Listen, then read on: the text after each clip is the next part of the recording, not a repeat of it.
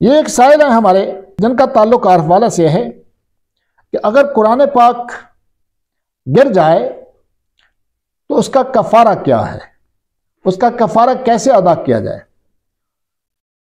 देखिए, जानबूझकर कुरान पाक गिराना यह तो गुनाह है।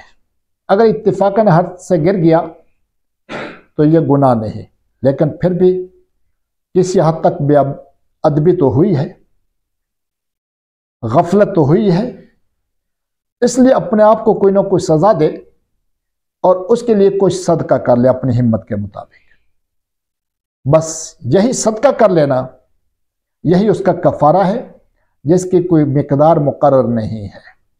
और अगर सदके के लिए कुछ ना हो तो फिर 2 रकात 4 रकात नवाफिल पढ़ ले, अल्लाह से तौबा इस्तिगफार कर ले और अल्लाह रब्बुल इज़्ज़त से मज़ीद दुआ कर ले कि आइंदा ऐसी गलतियों से सरजद ना हो।